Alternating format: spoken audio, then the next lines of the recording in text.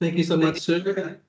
And good morning to everyone. Name is Charles Sawero, the Director of Carbon Projects here at a company called Verst Carbon. We are based in Nairobi, Kenya. However, our footprint of our work extends across the continent. We have a number of projects across the continent in the areas of energy, clean cooking projects, voucher projects, follow projects, and the like. Before we get started, allow me to introduce the team who will be supporting me in not only the delivery and also responding to some of the questions we'll be posting. So in no particular order or alphabetically, I'll ask Sandra, Violet, Zachary, and Ziana to introduce themselves. Otherwise, thank you so much for joining me in today's session. Sandra?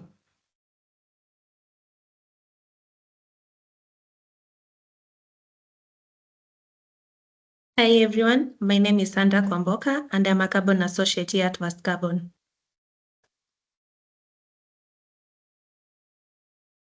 Hello everyone, my name is Violet 𝐒𝐿𝐴. I am also a carbon associate here at Verst Carbon for the energy projects, and today at least I will be moderating alongside Charles Sawero. Thanks.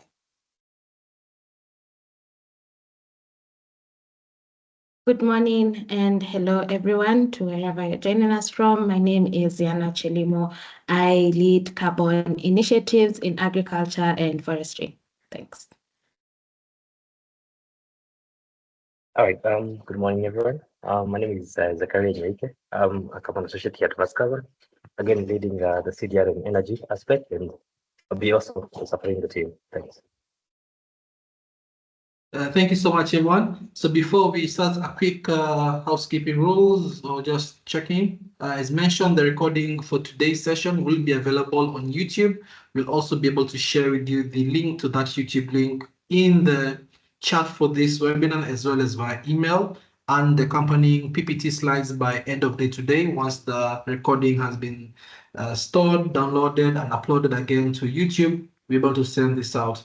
The chat for this particular chat session, I think some of you, if not all of you, are in that chat session based on what tool you're using, will remain open for the entirety of this particular period to allow you for asking any particular follow-up questions. If, however, you have any project-specific questions, please feel free to drop the same via email and we'll be able to get back to you. We will try to make sure today's session takes within the prescribed 2 hours. That's to say we propose to end today's session by 11 a.m. Now, we prefer that all questions are posted within the Q&A section. However, if you also post within the comment section, someone from the team will be able to respond to it. Any outstanding question by the time we have completed a particular module, we shall be able to answer the questions in live. Otherwise, please feel free to post any question you have in the Q&A section or the comment section. That said, allow me to switch off my video and we start today's engagement.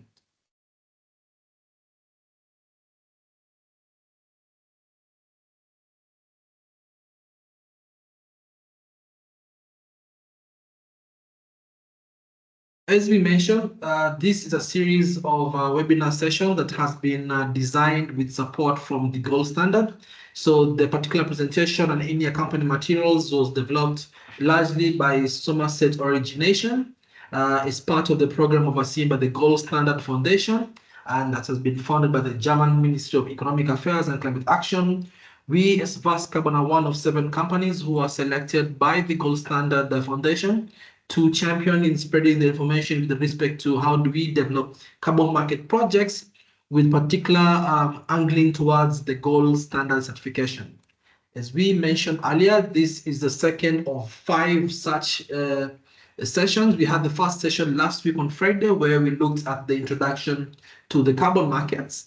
And today we shall be looking at how do we certify a gold standard project, a project within the gold standard registry.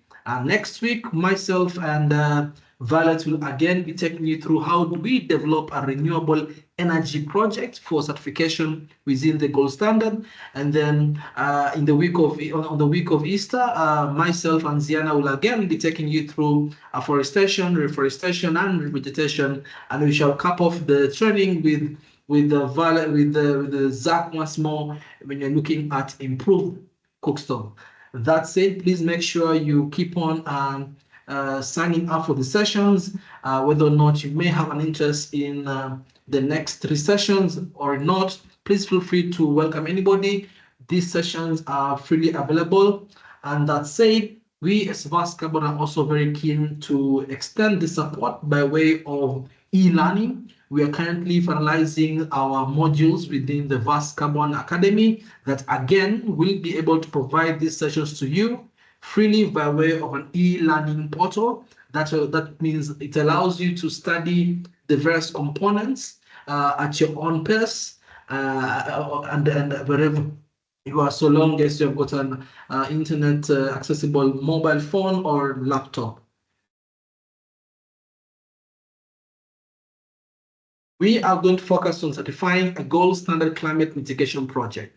And just to remind you again, we mentioned that we talk of the name mitigation because the basis of carbon markets, as we agreed last week, was that we are looking at ways in which we can reduce global temperatures, particularly if we can able to reduce global temperatures by 1.5 degrees Celsius to the pre-industrial era. And the reason in which we are doing this is because it was identified that the occurrence or increased emission of the greenhouse gases by human activities was the sole reason. And therefore, developing a carbon project, developing a carbon offset project, or a climate mitigation project essentially means developing a project whose mitigation activity is designed towards either reducing or removing the said greenhouse gases. And that is why we're talking about climate mitigation project. If you want a recap, please again, feel free to go to a YouTube channel and go over the 2-hour session. We are going to have 5 modules today, and the first module, I'll be taking you through the first module, and the first module will be the certification process.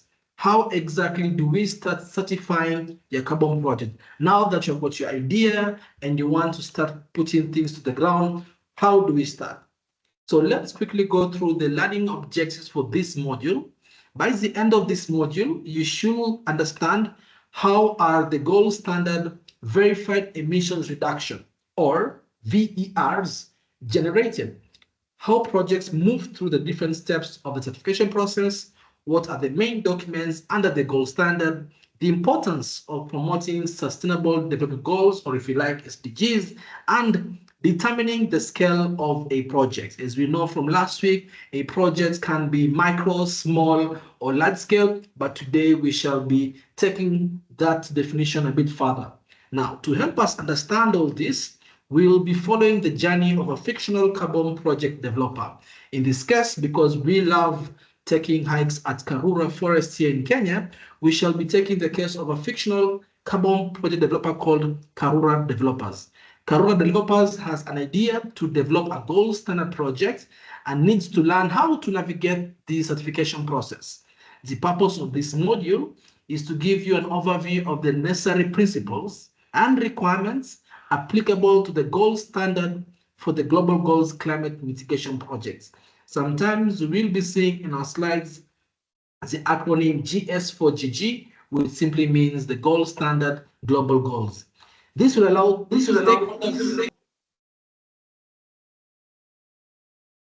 stakeholders to consider whether potential projects are suitable for gold standard certification. The intention is to highlight what information must be known and where to find it. The module itself does not cover every detailed rule. I must mention that the rules and guidelines of the gold standard are quite extensive and robust, and what we are merely presenting is a snapshot to help you in your learning journey should you wish to proceed on the same.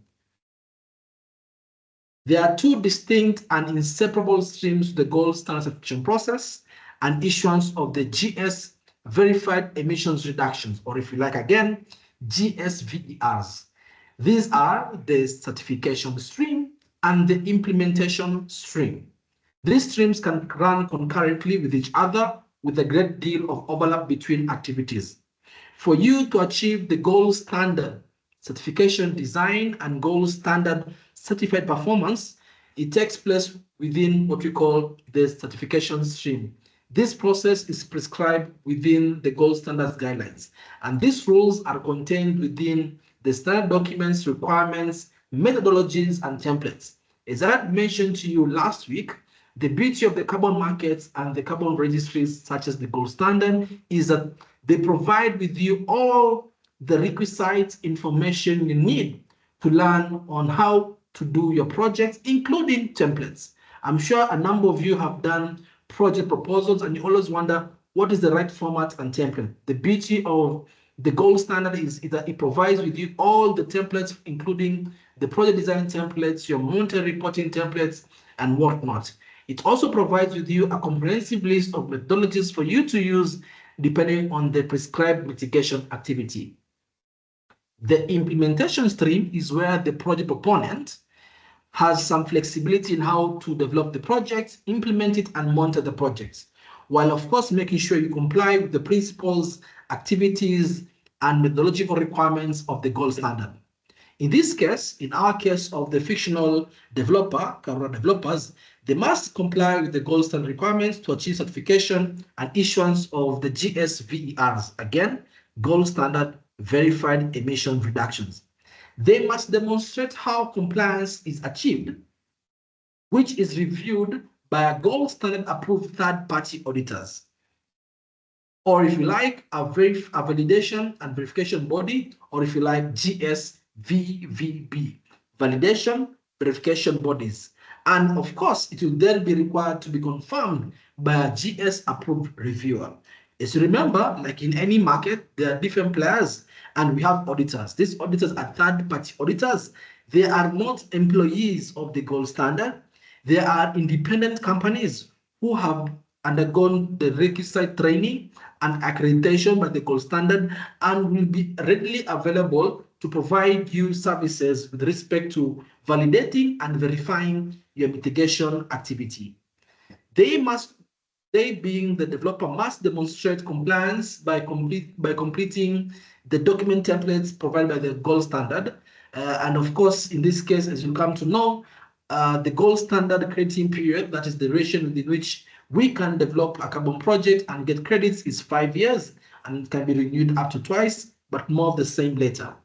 So if you really closely look at the chart on your screen, you'll see at the very beginning, we are starting with the green box, the implementation phase, which can be split into a number of sections, which we covered it in part last week.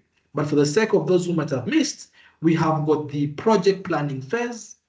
We have got the phase where you'll be conducting your baseline study. We also have got the date within which when we're going to decide when are we going to kick off the project start date. And of course, that phase also includes the local stakeholder consultation, a very important process that we shall be covering today. Once the project is up and running, there is the operations and maintenance, and of course, the stakeholder engagement. I want you to imagine a carbon project, a carbon offset project like any other project. You plan, design, and then you start to implement and execute. Every year or so, the developer can monitor the project's impacts and the S2G indicators. And of course, they can then make a request to issue the emissions reduction. All that is happening within the green box, the implementation stage. After the implementation stage, you also have the design certification, which is the blue stage, the blue icon you can see there.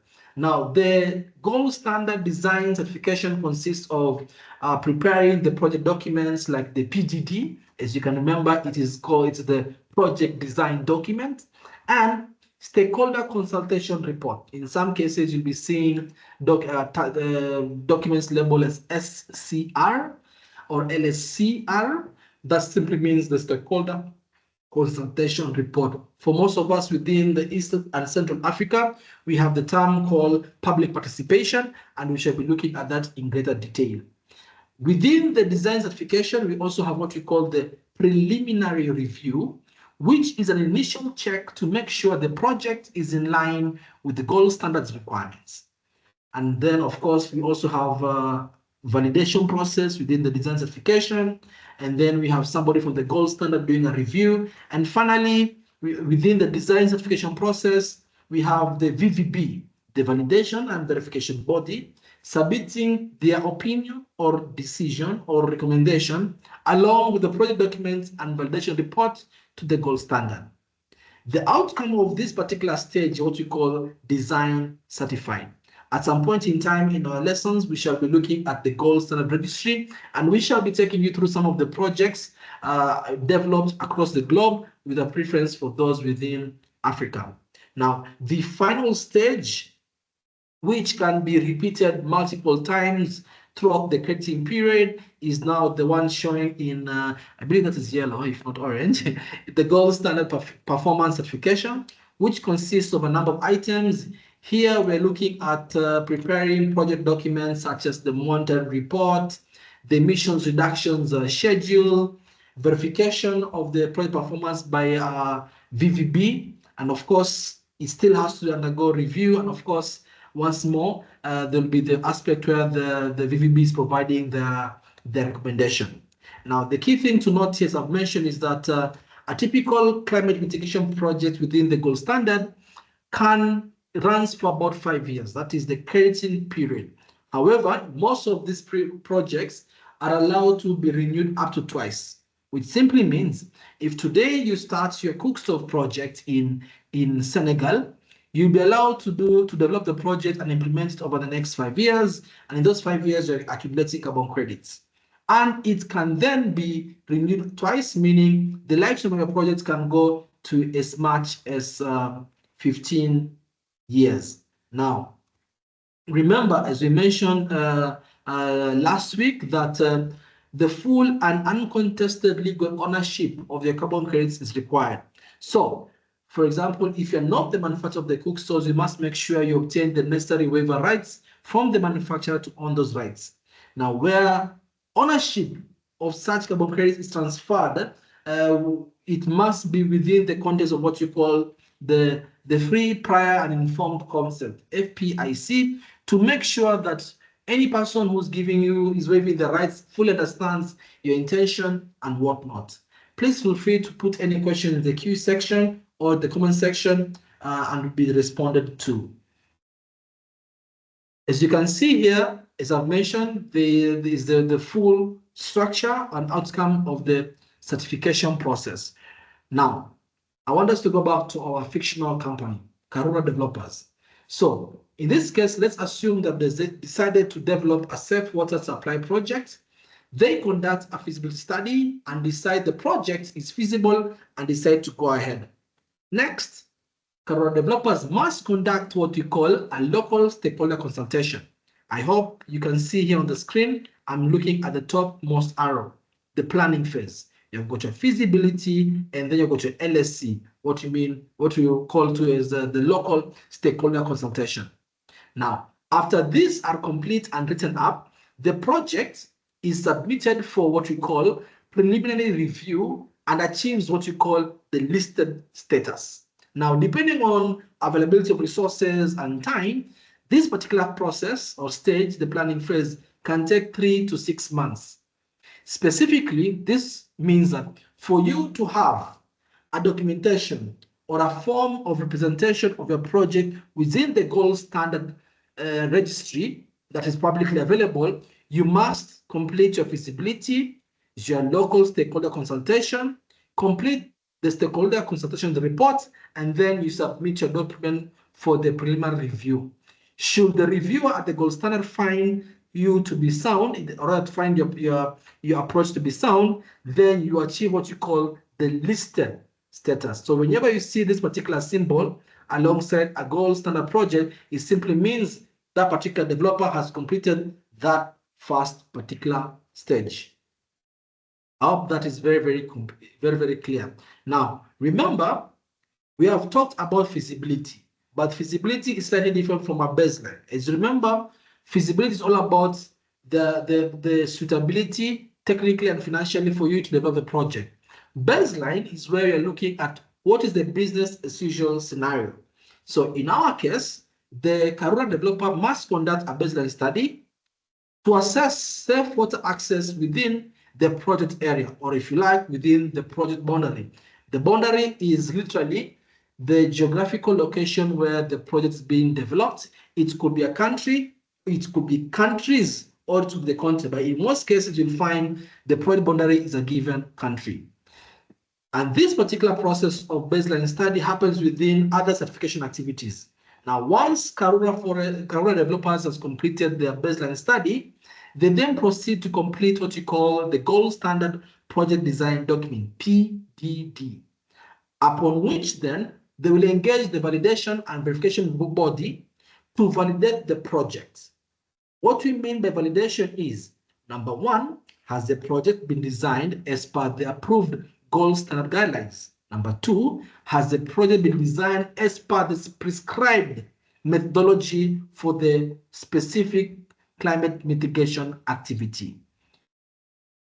If that is found to be the case, then the validation, the VVB proceed and they are issued with what you call they undertake what you call the design review, and should that be found to be sound, they achieve what you call design certified status. To mean now they're no longer listed, they have gone through the validation process and found to be sound, and they're achieving that particular status.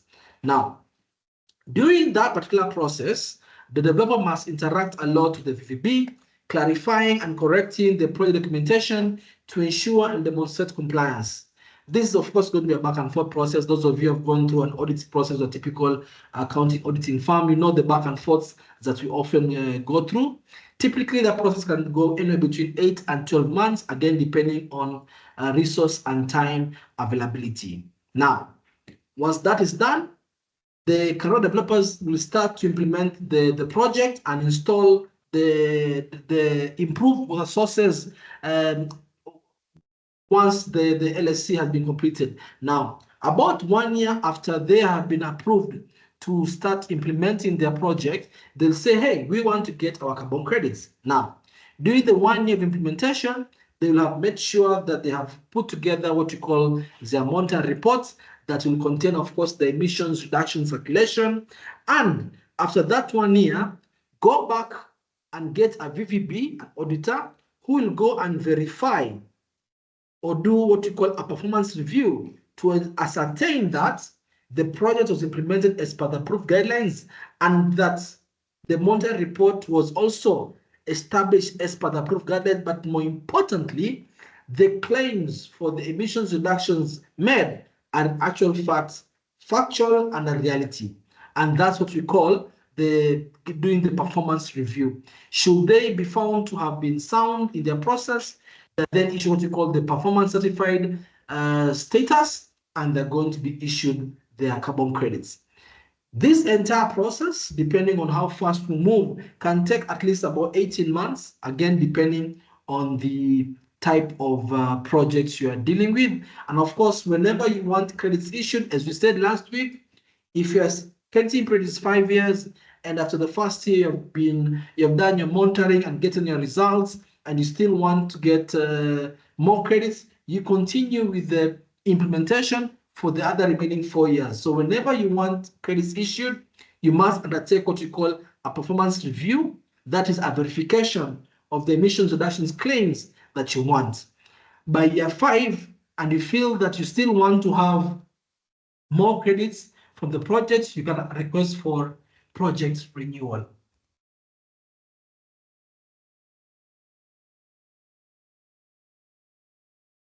As you can see here, this is just another representation of the process as you have shown. Well, the key difference here is that we are showing you who performs which role. As you can see in your diagram here, most of the role will be done by the project developer, indicated in the gray color, that is a PD, and the light blue color is a VVB, and the gold standard reviewer performs the ones in purple. So project planning is your PD, stakeholder consultation and safeguard is done by the PD, preliminary review is done by the gold standard reviewer, the final project design is done by the project developer, the validation process is done by the VVB, the design review is done by the gold standard reviewer, the monitoring and reporting is done by the project developer, the VVB is done by the verification is done by the VVB once more.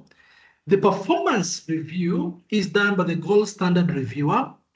The renewal of design, now you're going to you want to renew the crediting period, is done by you, the project developer. The validation for the renewal is done by the PPP, and the renewal, the design certification renewal, is done by the gold standard reviewer. As you can see here, the three key distinct parties, and each performs a very unique role. Before I proceed, I want you guys to really conceptually understand how this interlinks in terms of the key stages and your role as the developer, the role of the auditor, and the role of the gold standard. The key stage is your preliminary review, design review, and then the performance review. Please feel free to post any questions in the requested chats, and my colleagues will be able to attend to you shortly. As you can see, the project planning is done once. The project planning, LSC, and preliminary review and design review is done once per project when you're trying to get the project registered. However, your monitoring and reporting within a 5-year period must be done at least twice per crediting period. At least twice. You can have it 5 times, otherwise twice is the bare minimum. I hope that is very clear. And of course, the other aspects of renewing the crediting period is done at the end of every crediting period. I hope you're all together. Any questions, please feel free to post in the comment section or the Q&A section as well. Again, to reiterate here, the 4 boxes you can see on your screen. There's a preliminary review, there's a validation, there's a design review, and there's a verification of the performance review as well. And you can also see some of the key terminologies. You will be seeing the terminologies ex ante. And as you said last week, ex ante simply means the anticipated carbon credits, that one can get based on the projection in the project design document. However, after the project has been approved, the design review has been approved, and you've embarked on your verification process, and credits are issued to you, we call that ex post. Okay, because now they've been verified and issued to you. Now, the process presented here is very, very unique to the gold standard, but most of the other registries do it more or less in the same manner. But this particular process, whereby you start with the preliminary review and then design review and then performance review, is unique to the gold standard, but other registries have more or less a close approach on this. And once more, I just want to reiterate, a crediting period is usually 5 years for the gold standard projects, but you're allowed to renew twice, so long as you can get the necessary or requisite approvals. Once projects are listed, they're listed publicly on the gold standard registry. I encourage anyone at any point in time to just go to Google and type gold standard registry, and you'll see the gold standard registry. Whenever you're seeing those symbols, the ones I'm trying to highlight here on the screen, it will tell you, is it listed? Has it undergone the design review? Has it undergone performance review? Okay. And again, any project that's being developed with the gold standard, you can access those documents within the gold standard. You will see the location, the project proponents, their phone numbers, the email addresses, the number of carbon credits they've been able to generate, the number of carbon credits they've been able to sell. So only information you might not find within the registry are financial information, which are often classified as confidential. But anything else with respect to the project will always be publicly available. I ask you all to simply go to the Google and simply type the gold standard registry, and you'll be able to find the registry, and you can filter to the projects of your country, and you'll be seeing all the projects available or registered under the gold standard in your respective country. Please, again, feel free to post any question that you might have. As I come to the end of this particular module, maybe I could ask a quick question, and please feel free to type in the answers you might be having in the comment section. What are the 4 milestones within the gold standard for 𝐒𝐭𝐚𝐬𝐿 certification? What are the 4 standards that we have? Please feel free to type in any question you have, and I'll be able to, question and also the responses, and we'll be able to respond to. And as I mentioned, the 4 key milestones are: 1, there's the preliminary review process, and then you've got the validation and design certification. The 3rd one is the verification and performance certification, and number 4 is the revalidation and crediting period renewal. I hope that is very, very clear. Now, the key thing is this. The key thing to note that whenever you go to the registry, you'll notice that whenever you are listing a project for listing with the gold standard, a unique ID is going to be issued. So, for example, myself as a developer, I know some of the projects we're handling. We simply take the ID and we type it into the search box, and you can easily get. But if you don't know it, of course, you can filter by country or filter by the nature of the project as well. Now, we have talked about quite a number of documents, and I'm sure your mind is a bit spinning, but I just want to provide extra guidance for you to understand the kind of documents that we have within the gold standard. Now, number 1, please don't be frightened or feel that there's too many documents, that they're too much for you to handle, and this is where developers come in to give you the guidance. Now, there's what you call the hierarchy of standard documents. Hierarchy to mean which one is the most important and will take precedence over another one. Now, the ones that take the most precedence or importance over the others are what you call the principles and requirements. These documents are mandatory for every project. There's no negotiation. You have to comply with them whether or not you like it. That is if at all you want to have any interaction with the gold standard. So in this case, you as developer must understand these documents and demonstrate compliance within your PDD and your monitoring report. Okay, here we have got quite a number of documents. For example, you have got the principles and requirements, you have got the stakeholder requirements, stakeholder guidelines, safeguarding principles, and gender equality. By now, you'll be noticing that the gold standard is a very, very strict registry that is very keen to ensure SDGs are implemented across board. Now, other optional documents are what you call the POA, Program of Activities. This is when you're doing a group project. You have got also what you call the design change documents and deviation. Deviation simply means whenever you have a methodology that should be applicable, but it's not entirely applicable to your project, but then you might want to have it slightly deviated on the same. The other key document is the activity requirements. So the activity requirements refers to different project categories. These project types are things like renewable energy, forestry.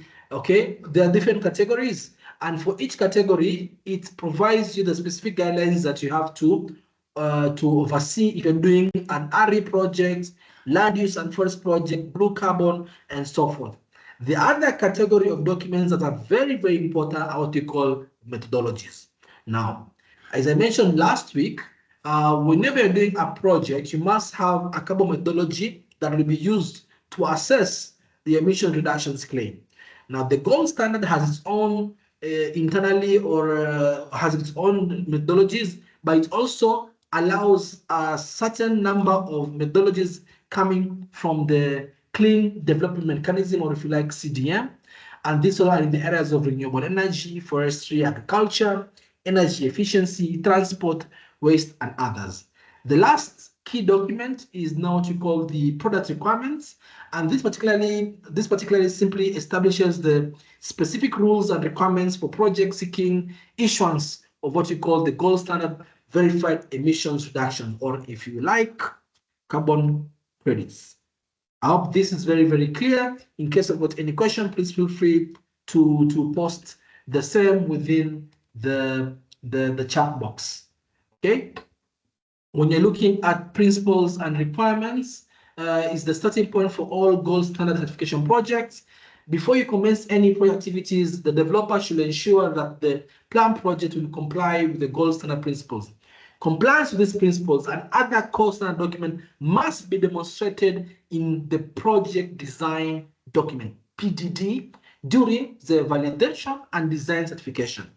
Now, there are a number of documents here, all of which are mandatory, as you can see on your screen there. And of course, at the end of the day, you must make sure that if you're not in compliance with any one of these core documents and principles and requirements, your project will not be certified. So you must make sure that you adhere to the safeguarding principles. You must ensure that you have what you call stakeholder inclusivity. You must have demonstration of real outcomes in terms of carbon credits. You must be able to ensure you're able to demonstrate financial additionality. We covered this last week, but we shall also be covering the same this week as well.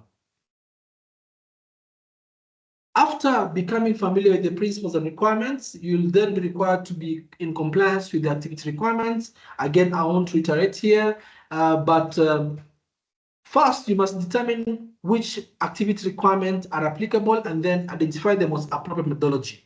Now, if you're doing a typical cookstove project, then that will be community services. If you're doing a forestry project, you're looking at the land use and forestry. If you're doing a renewable energy, that will fall under the renewable energy. Now, similar to the principles and requirements, compliance with the eligibility criteria and requirements must be demonstrated. If there are no activity requirements for the proposed project type, then this is not necessary, and the rules revert the principles and requirement documents. Simply put, if you do your analysis and see there are no activity requirements for your project, then you simply piggyback and rely on the principles and requirements documentation. However, most projects will have an aspect of activity requirements. So the activity requirement documents must define your eligible project type, what is the scale, the different mitigation activities, and additionality as well. And of course, your methodology will be able to help you in quantifying the level of impact. I really hope we are so far together. And if I may ask a question, please post your answer. And in case your answer is incorrect, my colleagues will be able to clarify. What milestones can be carried out multiple times in order to issue the gold standard verified emission reduction? Which particular milestone? Remember, we talked about 4 milestones. So which one of that milestone will be happening on multiple times? I want you to think of the crediting period. Think of what you need to do whenever you want the carbon credits. Therein lies the answer. For those of you who are still thinking, the correct answer here is verification and performance certification. Remember, within a 5-year crediting period, you must ensure you do your monitoring and reporting at least twice within the crediting period. So the verification and performance certification is something that will be done multiple times within the crediting period. Now, we talked in brief about scale. I'll be very, very quick here. Now, if you want to do a climate mitigation project, the gold standard, there are a number of options available to you. One is that you could simply develop a standalone project, okay? Or maybe you might want to develop what you call a group project. So for example, Karura developers might want to do a safe drinking water project in Kenya, Uganda, Tanzania, Rwanda. What they will need to do in this case is they'll develop what you call a program of activities, POA, provide the framework, and then for each of the mitigation activities in each of those countries, have what we call the voluntary project activities, VPA. All that's clear. So you can either do it as a standalone project, or you can do it as a group project that will be canvassing a number of project boundaries. Now, when it comes to scale, a project within the gold standard registry can be classified as micro, small, or large. We said if it's less than 10,000 GSVRs or carbon credits, that's micro. If you are between 10,000 and 60,000, you're small scale, and anything above 60,000, you're large scale. Please note that for every scale of project, Sometimes we have got specific methodologies to provide you with the right tools to do your emissions reductions quantification. Now, I'm sure you're wondering, what about the case of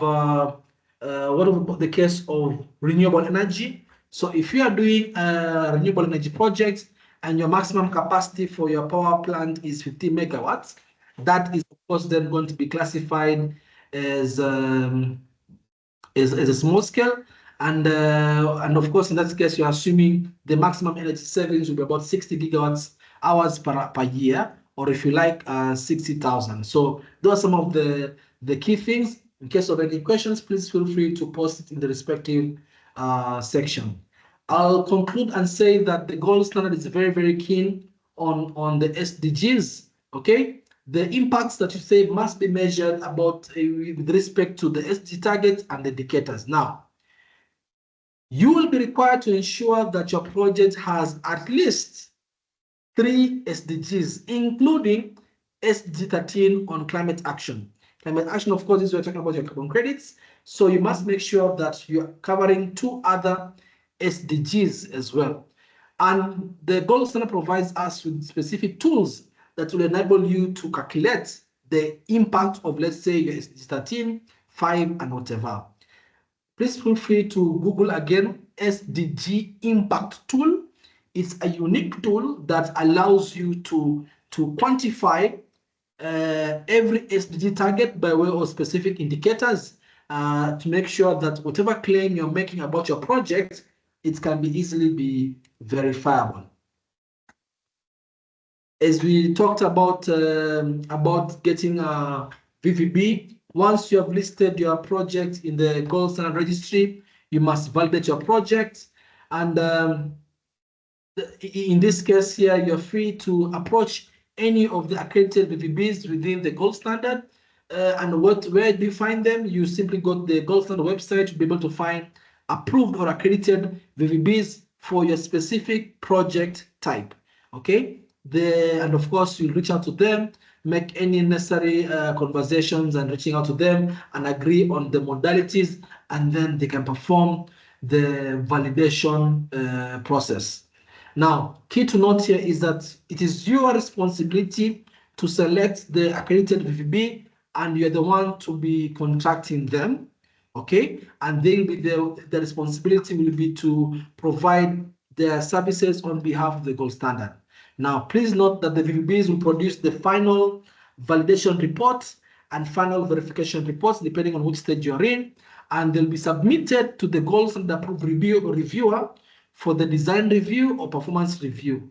Now, during the reviews of audits, the VVB might provide some feedback about the project. We call this the corrective action requests or forward action requests. You can call them CARs or FARs, which are requiring you as the developer to correct certain aspects of the project documentation, either now or consider them for future review. And of course, that is part of the review process, and that's why I mentioned earlier that there'll be a case of forward back and forth with the VBs to make sure that your PDD is developed within the appropriate guidelines. Now, we are almost done with this particular section. Just some questions for you to please feel free to take a screenshot, post your answers in the chat box, and should any of the answers be incorrect, somebody from the team will be able to give you the answers. What are the 3 project scales within the gold standard? What does a program of activities allow you to do? How many SDGs must a project positively impact? And what is the function of our gold standard VVB? We have covered this. I hope you guys remember. Nevertheless, please post your answers if you're not so sure, and somebody will be able to correct you. Otherwise, a recording of the same and the PPT will also be available by the end of day today. As you can see there, that is a certification milestone that one has to travel. In this case, for us, is that our developers has been able to have an idea, have the local stakeholder consultation, walk the journey until they're getting the carbon credits being issued. Now, key things I want you to remember is that your project start date can be either be what you call regular or retroactive. And this is what it means. A regular project start date simply means you have started your project after the local stakeholder consultation.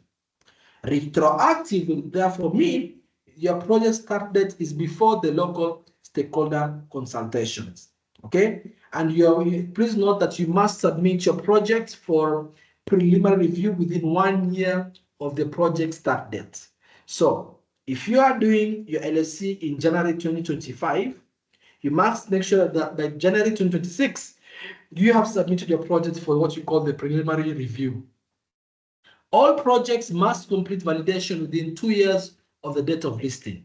So LSC was done in January of 2025. You must make sure you've done your preliminary review by January 2026, and you must make sure that you have done your validation 2 years once you are listed. So listing happens after preliminary review. So that means you must make sure you've done your validation by January 2028.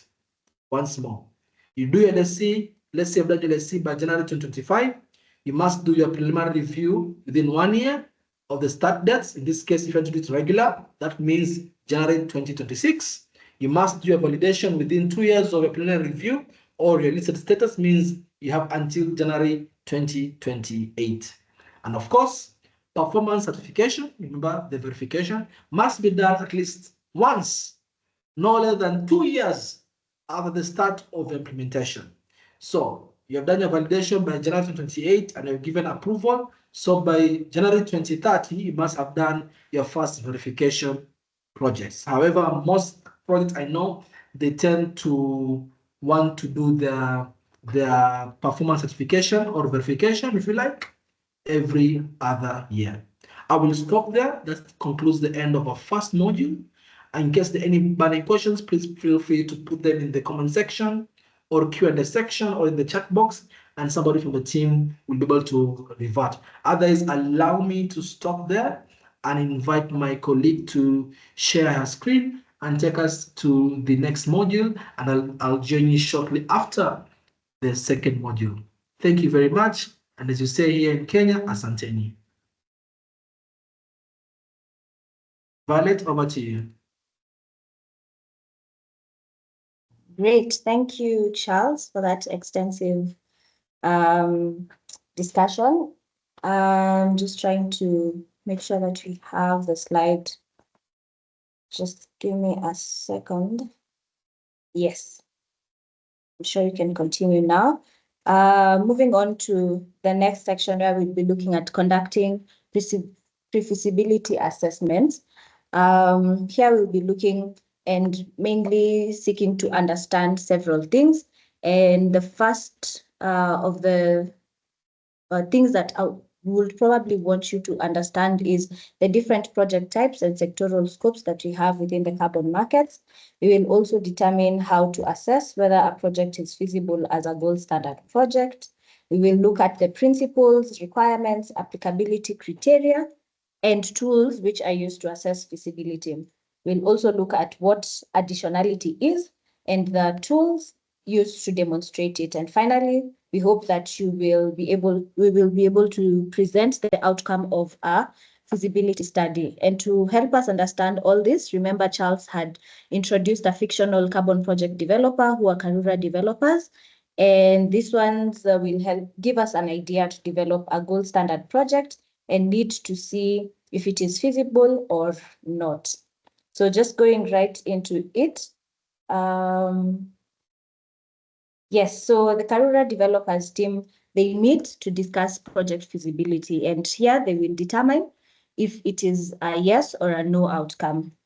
And one of the important things is that a project must be eligible under gold standard, and we will see what eligibility means. So here there are, once there is a yes or no outcome, there are other considerations such as the financial, technological, social, and commercial considerations that will need to be determined by the project developer, who's the Karura developers. In order for a project to be feasible, it must now comply with the gold standard and the selected methodology, as Charles had mentioned earlier. As a first step, Karura developer want to ensure that the proposed project complies with the requirements.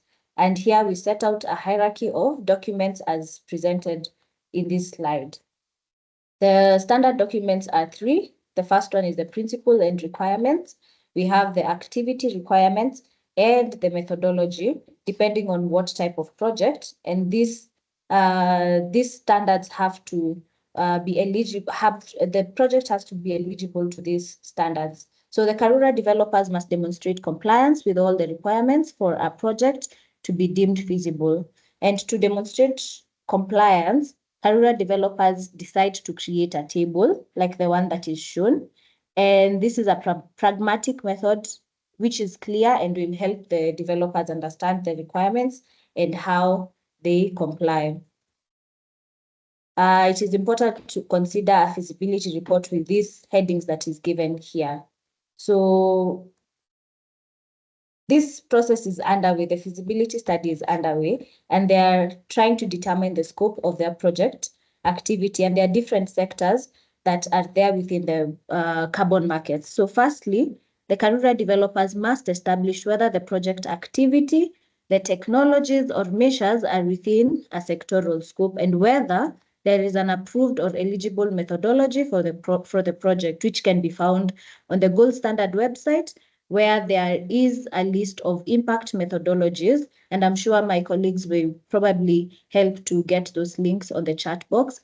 And if the project meets the gold standard principles, but there is no methodology, then a methodology can be developed. And taking the example that the Karura developers are seeking to set up a safe water supply project, the probable sector will be under the energy and energy efficiency activities.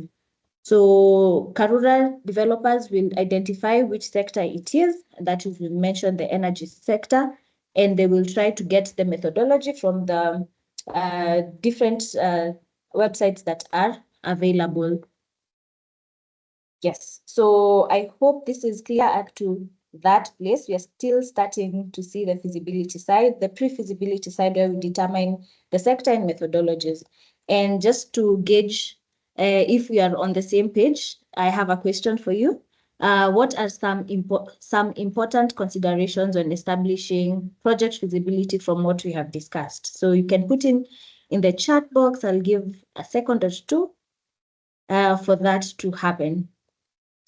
From the discussion that we've had, the probable some of the considerations that we will consider are: one, we mentioned that the project needs to be eligible under gold standard. There's also something about the country laws. There's also the suitability of project technologies, and you can mention more on the chat box as we continue. So moving on, we see that Karura developers have already identified a sector that they want to engage in. And after that, the sectoral scope, after determining the sectoral scope, they are now reviewing the approved and eligible methodologies in the gold standard. They also will read the CDM methodologies booklet. They will review the eligible methodologies that are listed on the gold standard website, because gold standard also has approved CDM methodologies that they work with, and they will also review the methodologies from gold standard itself, from the impact quantification methodologies. And currently, there are over 30 gold standard impact quantification methodologies which are listed on the website, and over 140 CDM methodologies. This is from the UNFCCC.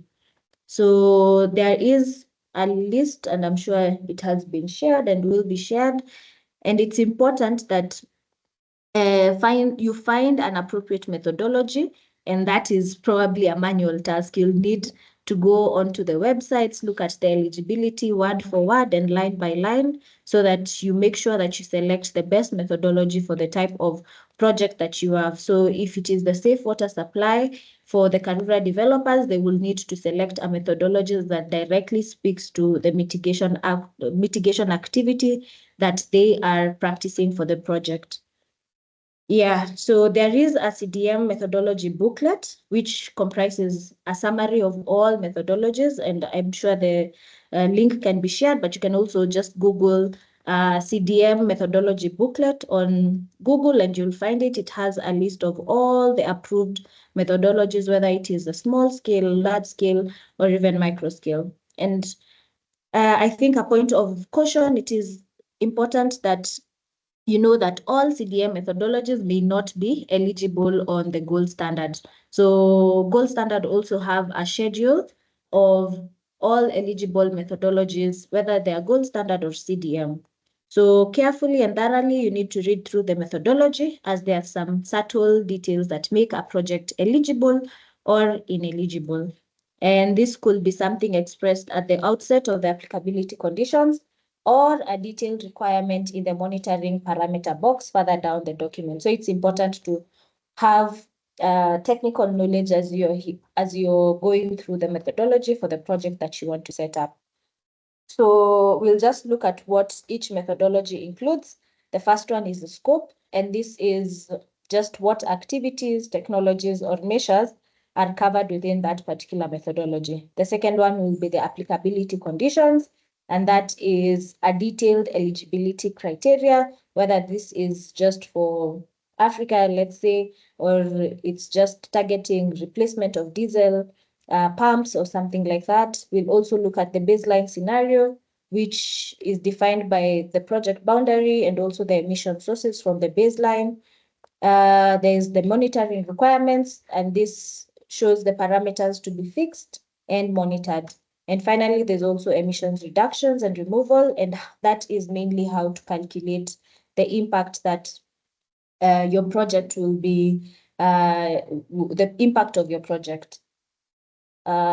Yes, as mentioned, there is a website with all the methodologies. So the most important part, I think, of all projects is the impact calculations.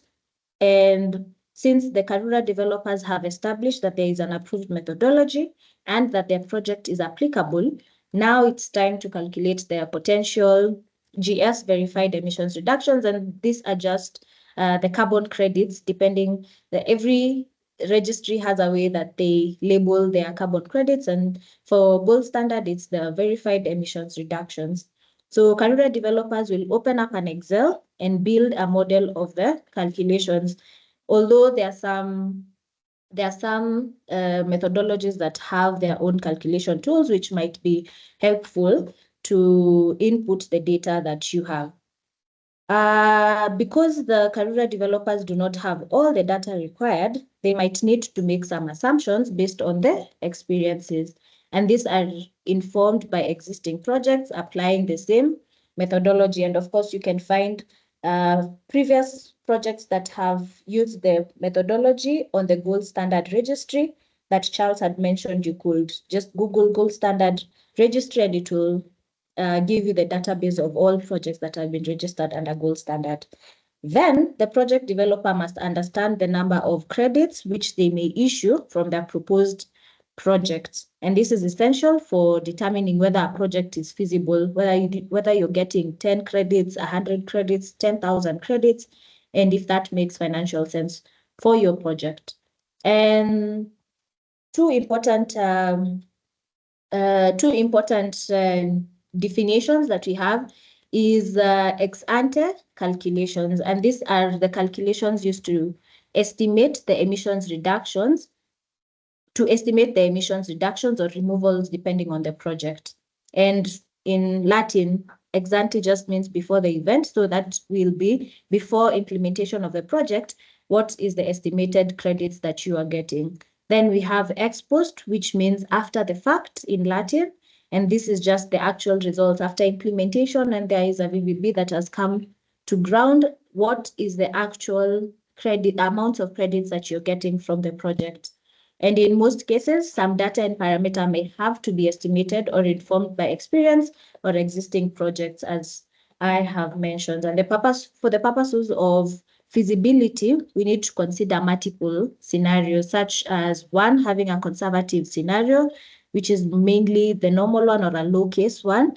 and the other one an optimistic scenario, which is the best case scenario. And there are many uncertainties in implementing projects, so it is best to be prepared. One important thing that you also need to consider is the cost-benefit analysis. And once the project developer has established the project is eligible and we have a methodology, it is important that the developer also assesses whether the project is financially feasible. And one of the important questions is, does the potential revenue from the sale of credits justify the cost of project implementations, which we'll even see as we move forward? There are three main costs. There is the cost of project implementation, the cost of certification, and the cost of operations. I'll be diving deeper into this in the last module. But so far now we are trying to link the ex ante, and the ex ante is the credits before implementations. We are trying to link the calculations with the financial benefit from them. So we'll enter the expected cost of certification, implementation, and operations vis-a-vis the estimated sale of credits, depending with the amount per credits that is researched or is known to go for different projects. For the certification costs, the gold standard fees are found in the fee schedule on the gold standard website, and the VVB fees are quoted by VVBs. So these values you'll probably be able to get even as you try to understand if the project is going to be viable. So this financial model shows them key indicators such as the payback period, the internal rate of return, and the cost to generate each credit. So for example, the Karura developers models, they will model multiple scenarios to capture conservative credit issuances and their prices. So project developers must also assess the market for their credits. They may consider pre-financing or an offtake agreement to reduce the risks for implementation in case the project is not financially sustainable. And yes, once they've established this, there needs to be a feasibility report. Again, I'll just go back and mention that the project may be eligible under gold standard, but it may not be financially or practically feasible or even desirable.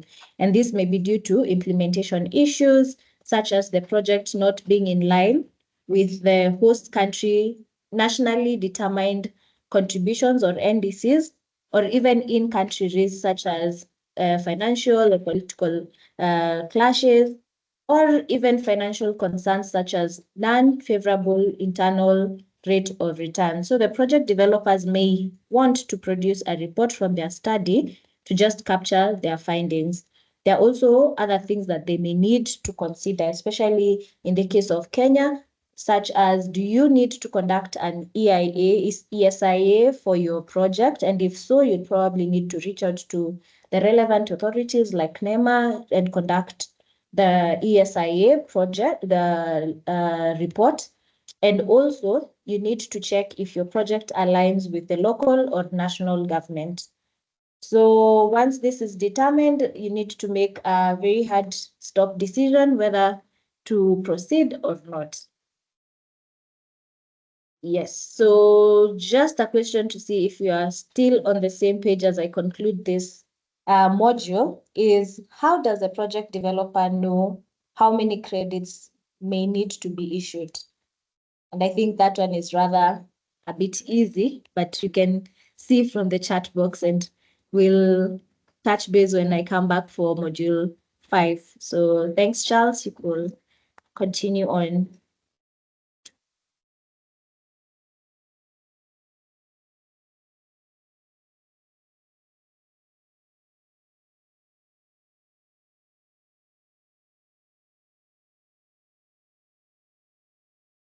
Thank you so much for that, Violet.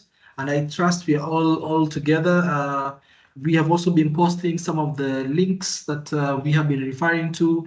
Please take time to go to the chat in the main chat for this session. You will see we have posted the SDG Impact Assessment Tool, a link to the Gold Standard Impact Registry. We have also posted the CDM methodology booklet and also a link to the Gold Standard methodologies. That said, allow me to once more share my screen, and we move into the next section. Next section is Module 3, which is the stakeholder requirements. Now, remember, in most cases, whenever you're doing an impact project, you need to make sure that you involve those who are directly or indirectly affected by the project. Now, I'm sure you're wondering, what is it to me if I'm doing a project in Kenya? Why should I, if I'm doing a project in a particular region, why should I involve people, yet the project is mine as an individual private citizen? Now, this particular section will be able to provide the reasons or the answers as to why. Now, the module will introduce the process, and the four main things we want to cover in this module. One is understand what is the gold standard stakeholder consultation and why is it important.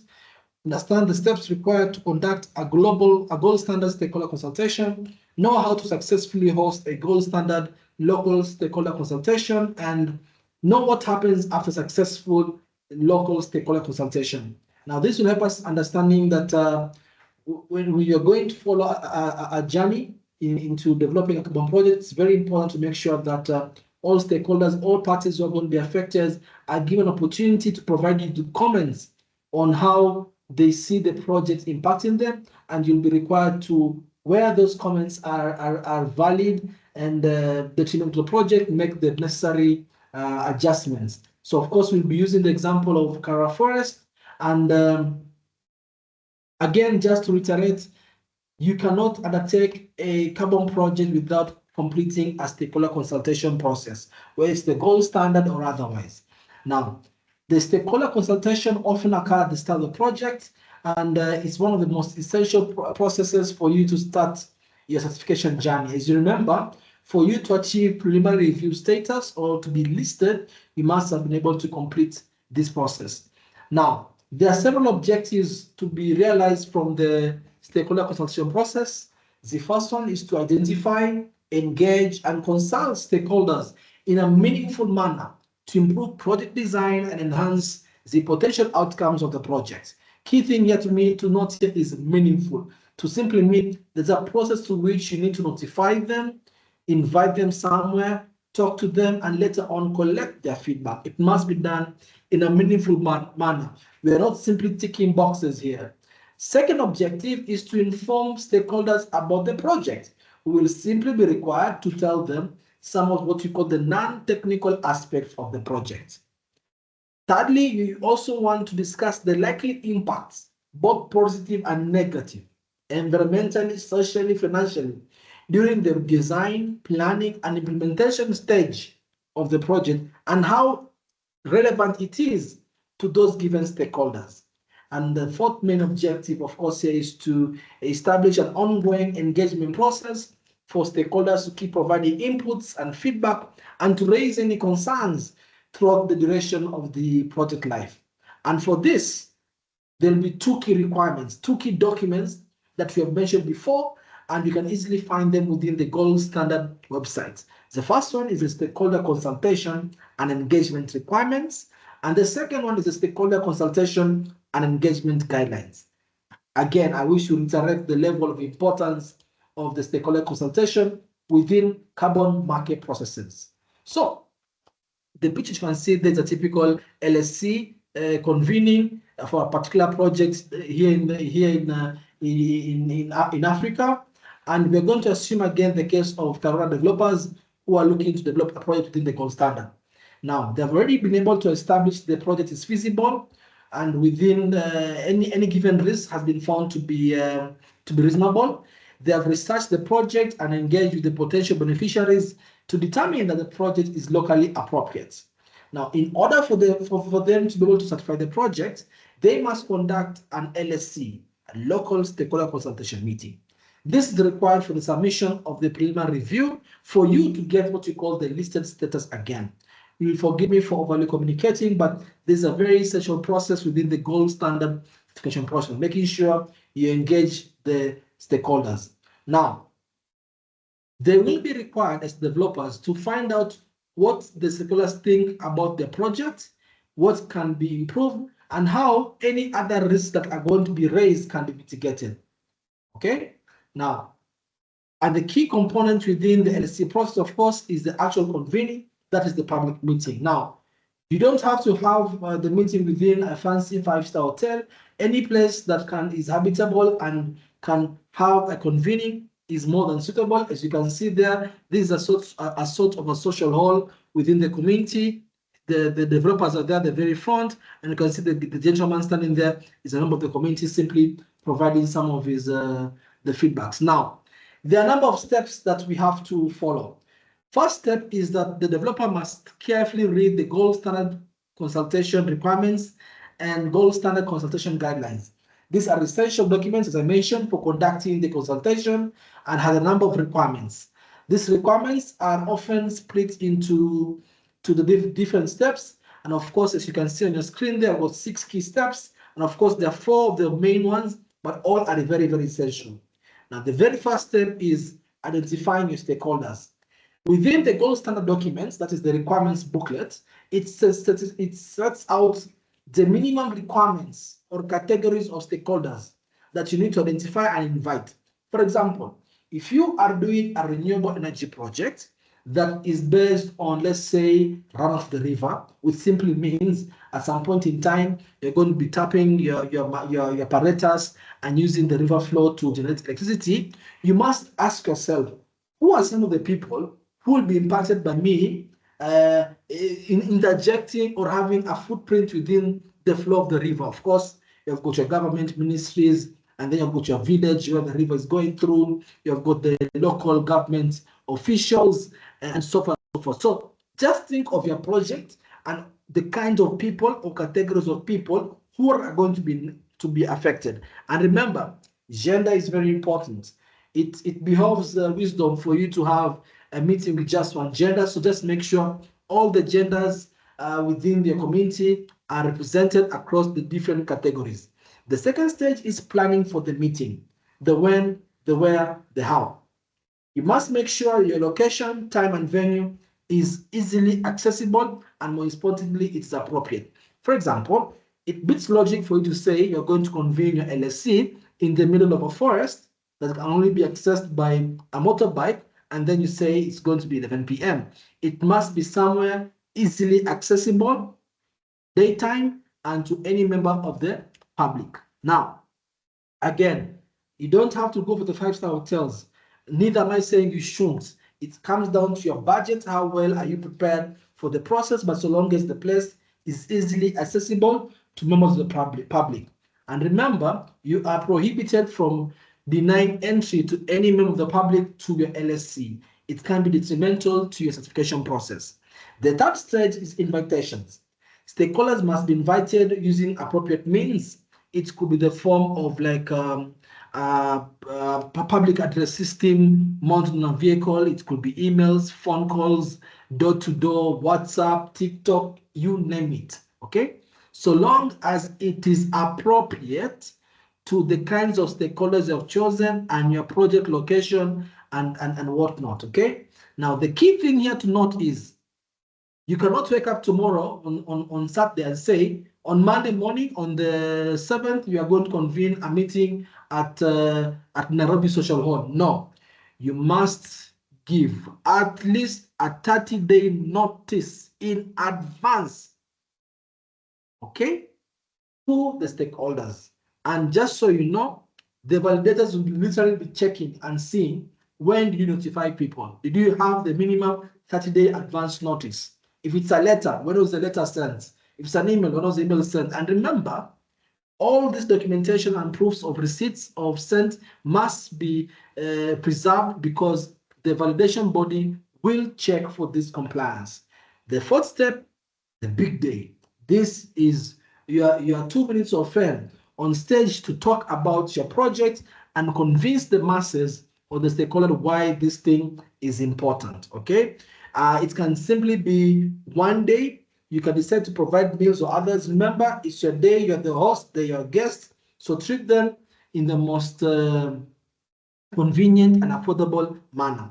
Once you complete your convening, of course, there'll be some issues, positive or otherwise, coming out from that. So the fifth step is what you call the stakeholder feedback round, SFR, as you can see, stakeholder feedback round. Here, you must add another minimum 30 days for what you call the public comment period, whereby you have done your convention, but you still allow another 30 days for people to keep on giving you some feedback based on what you told them. They went back to their villages, they went back to their hotels, they went back to their homes, they spoke to their brothers, cousins, and whatnot, and now they're giving you more feedback. 30 days. And that must be proven to the validation body.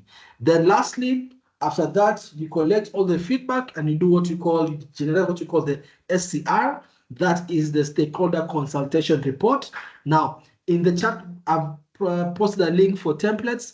There's a particular template for the gold standard stakeholder consultation report that you need to use.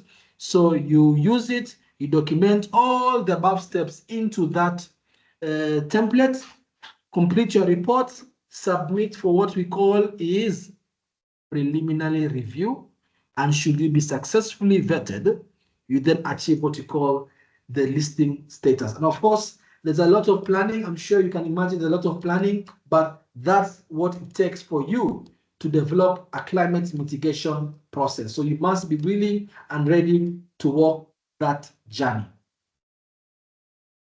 Quick recap. In your chat, please tell me what are the standard documents which set out the requirements for the stakeholder engagement. I've mentioned 2 key documents from the gold standard. What are the standard documents which set out the requirements for the stakeholder engagement? Please type in your responses. And remember, there are 2. One is the stakeholder consultation requirements document and the stakeholder consultation guidelines.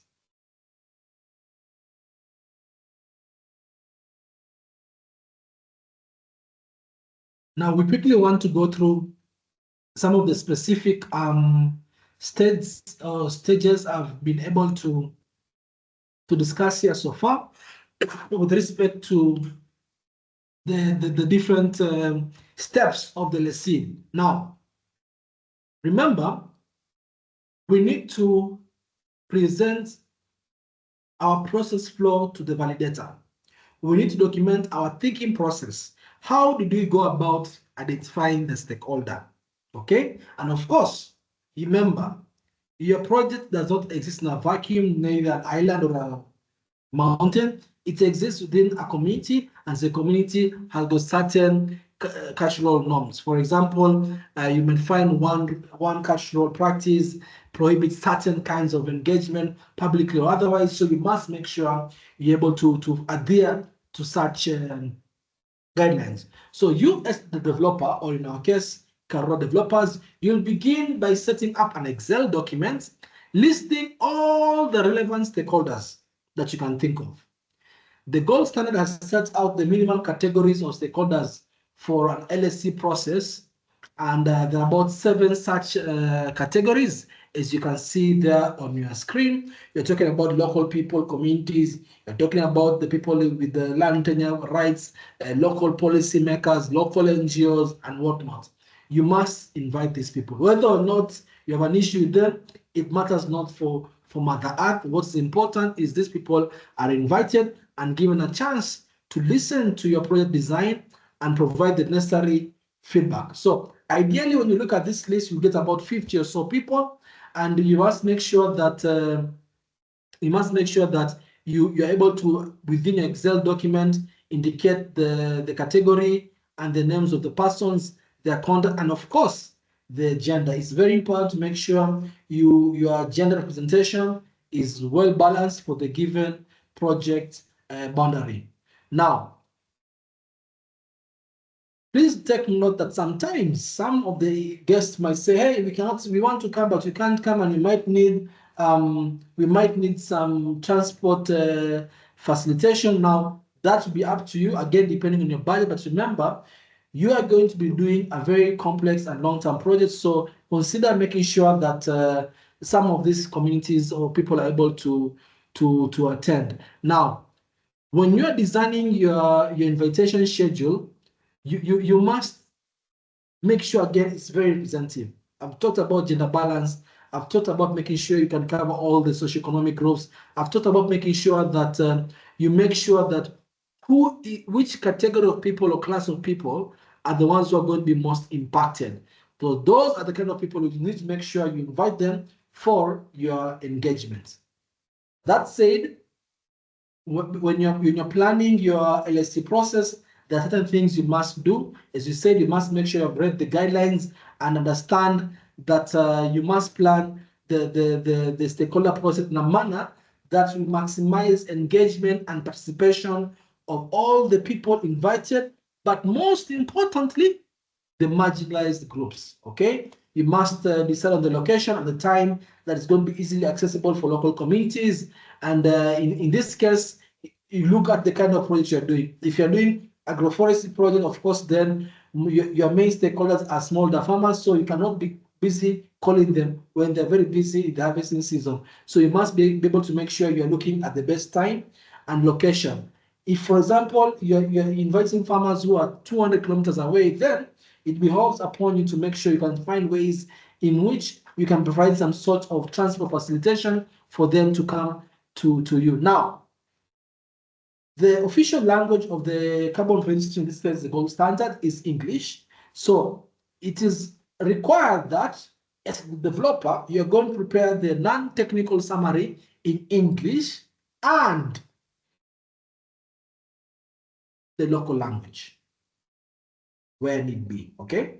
So for example, if you're doing a grasslands project within, let's say, the Samburu community, then it is important that you find ways you can have that translated, and even the proceedings should cover such kind of translation, including for persons with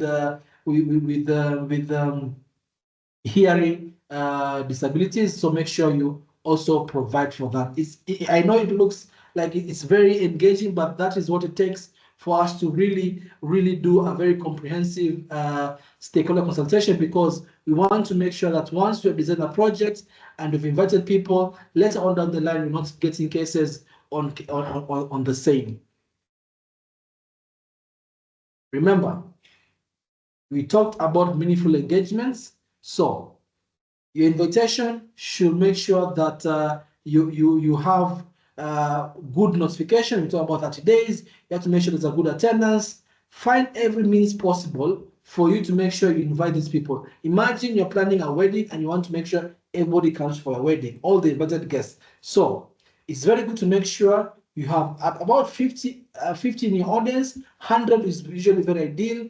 Your invitation should contain the objective of the consultation, the time and the date, the venue, details of how to provide feedback should somebody be able to attend, and of course, the contact details of the person managing or overseeing the project. Now, how you invite is really up to you, but please, again, just to reiterate, door-to-door announcement, emails, phone calls, WhatsApp, TikTok, you name it, get people to come and share insights on what they think or feel with respect to your project.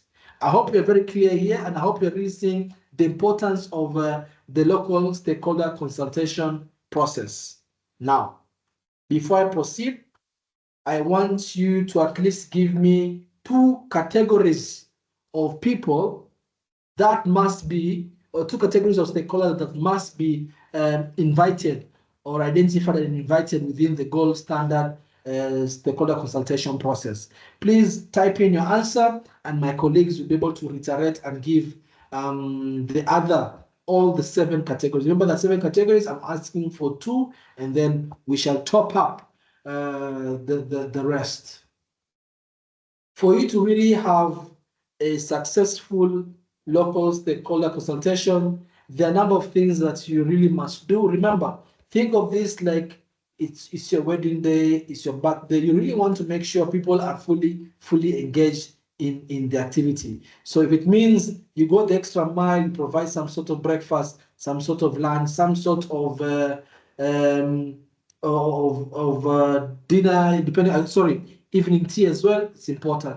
If you're going to look at, for example, having some sort of group exercise where people can break out into groups, talk about SDGs, the better. Again, you really want to make sure that the attendees are fully immersed in your engagement. Now, for legal and regulatory purposes for the carbon registry, it's essential to ensure that participants understand certain information during the physical meeting. So number one, it's very good to make sure that the agenda of your meeting is very clear and concise. It's very important for you to explain the project and its potential impacts and risks in a manner that is easy to understand. So if you're too technical, have the person who is technical but can easily explain the project to the community. You must include a discussion on the potential adverse effects or impacts of the project because, and now you as the developer will be able to address this.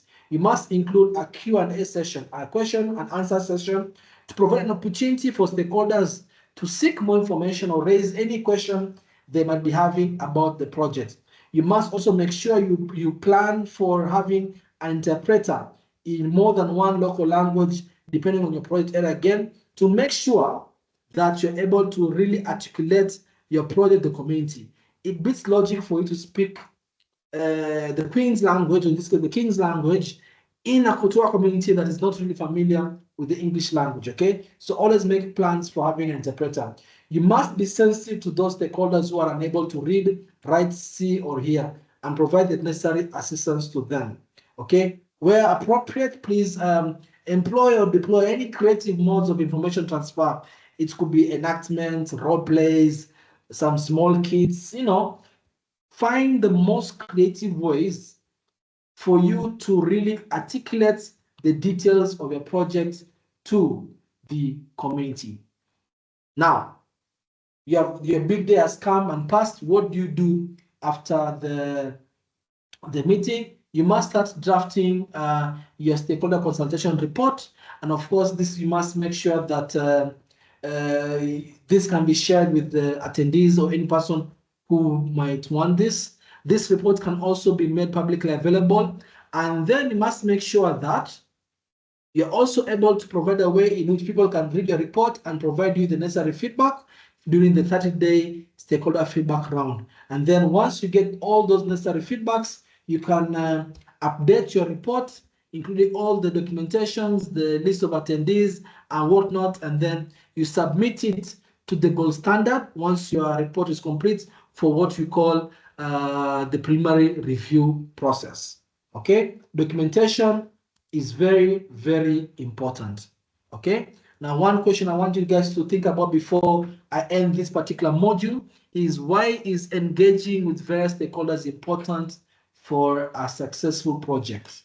I'm sure most of you have been hearing through the news about issues with communities and some carbon project developers.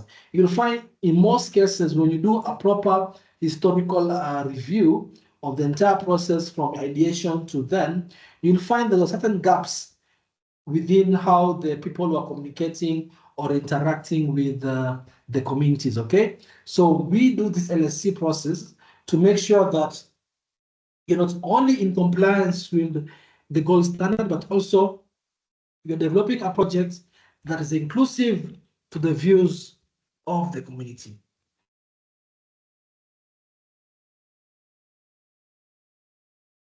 Please feel free to post any questions you have as I transition to the next module.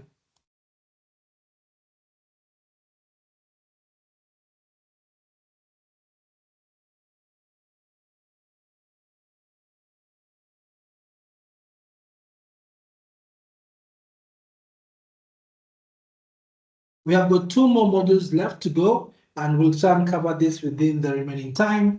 The good thing is that the last, this module 4 on how do you write the project design document, as I've mentioned again, I've posted a link to the chat on the template. please feel free to click that link and see how a typical PDD template looks like. And then the last module on financial modeling will be covered by my colleague Violet, and then we'll call it a day for today. So for this particular module, the main things we want to cover is what is a PDD and what does it do, what is contained in a PDD, what makes a good PDD. So PDD, I hope it comes out right, is project design document. And so I'll take you through this quick journey. And of course, we'll still be using the examples of our Karura developer and see how exactly do we develop a PDD to make sure it's going to be the best possible PDD out there. Now, once you have completed your feasibility study, then the next key thing, as you mentioned earlier, is you must develop the project design document. Now, the project design document contains a number of things, as you'll see in the template. Number one, it will contain the eligibility of the project to a particular carbon methodology. It will include how you, as the developer, can demonstrate additionality. It will include the baseline scenario. It will include the choice of methodology and tools. It will include the parameters. It will include the estimated gold standard verification emissions reduction, or if you like, carbon credits, and also to include the monitoring plan. Now, although a PDD is not required until the submission of a validation of the VB, you as a developer may decide to start putting together a draft PDD earlier to record information and for demonstrating the project to potential investors and stakeholders such as the host country government. I'm sure most of you will take note of the fact that carbon market regulations have begun to be established in your respective countries. So this will be one of the requirements required, and it's always very good to put all the information about your project into one document. Now, as I mentioned, we have a template provided by the gold standard. And if you go to the gold standard registry, I've given you guys a link to the impact registry, and you click on any project, you will see a document labeled PDD, or sometimes you might see it labeled as VPADD to mean Voluntary Project Activity Design Document, or even a POADD, okay? Those documents are publicly available. You're able to click on them, download them, read them, see how others have done. Now, it is important to note that some of the people or like investors who may want to buy your credits in advance, they often want to look at your PDD, but sometimes it can be in the draft stage, or sometimes it can be after the certification design process to mean it has been validated. But again, to just reiterate, your PDD, your project design document, is the primary certification document required for you to get your projects registered, okay? So where do we start? We start with the simplest, which is the design or description of the project. So here, you are allowed to use photos and data from your business survey to capture the experiences of the beneficiaries before the project is implemented and after. So for example, if people are using diesel to pump for water, now you're using solar to get electricity for pumping of the water. It's always good to show the before and after effects, so one can easily to show the impact of your project. Now, your PDD must also make sure you're able to quote certain academic articles or reports or UN documents that speaks to the baseline scenario of the project. That's before your intervention. Now, within your project description, the technologies and measures will be put into place, and of course, how it's going to impact the end users and reduce the baseline emission is also going to be covered within the PDD. The project developer may also choose to include any information necessary to comply with the requirements of the gold standard process. And again, remember, your PDD will be publicly available to anyone, so you have to make sure that you really give a good presentation information. Your project description should have the story of your project. It should introduce the reader to your project in time and to the extent that they'll feel they're literally on the ground as they're reading through your project. It will set out the global, national, or regional context of the project.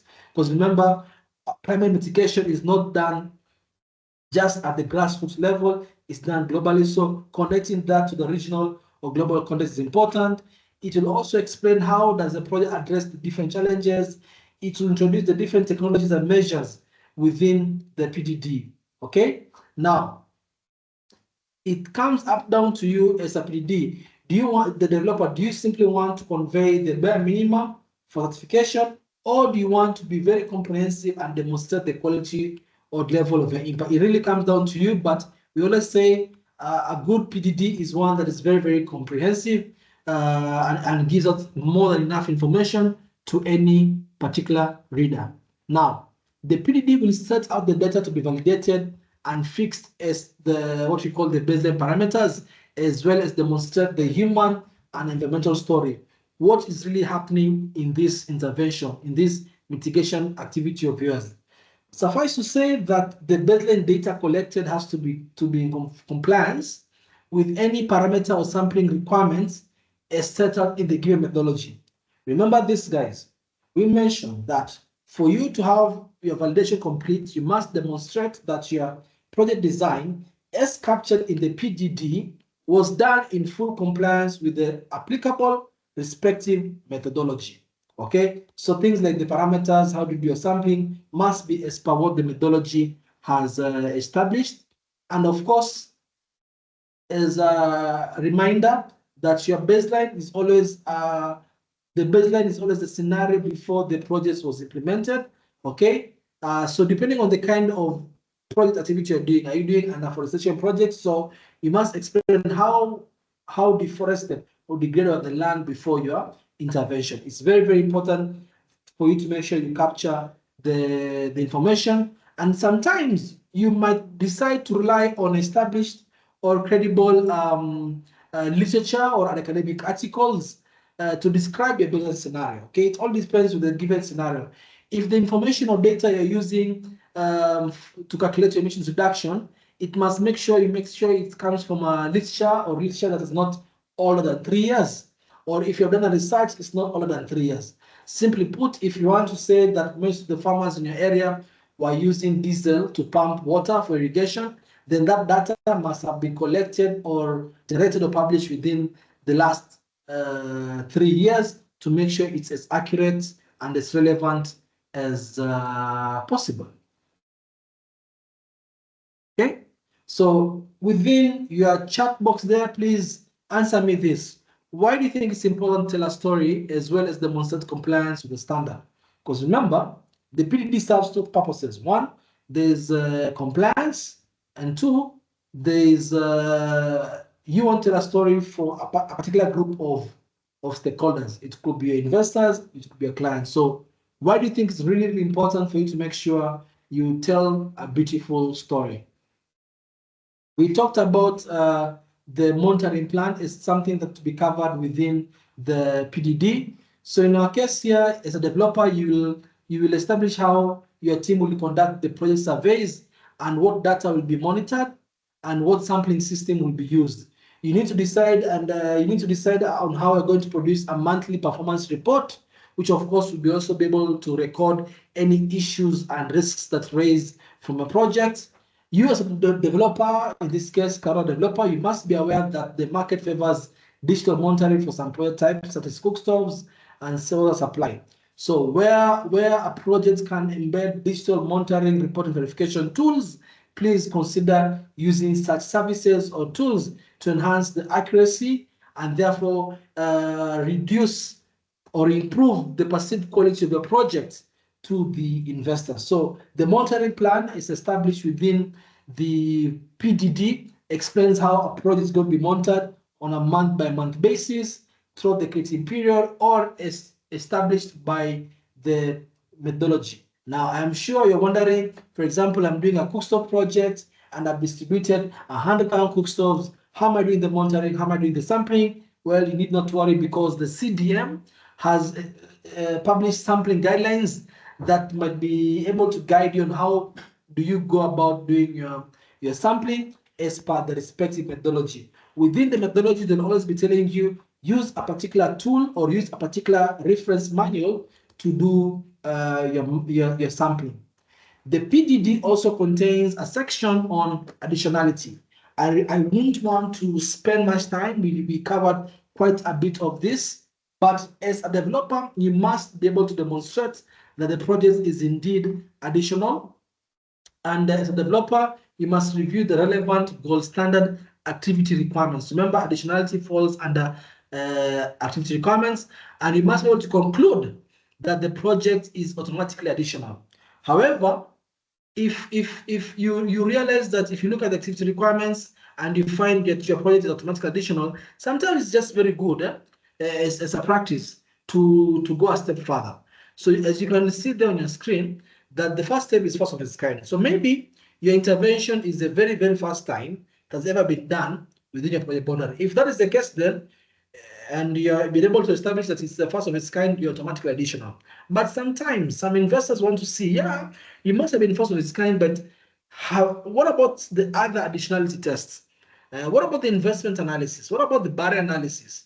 Or even what about the common practice analysis? What can we speak to this? Okay. Now, there are quite a number of tools out there available for you to demonstrate additionality.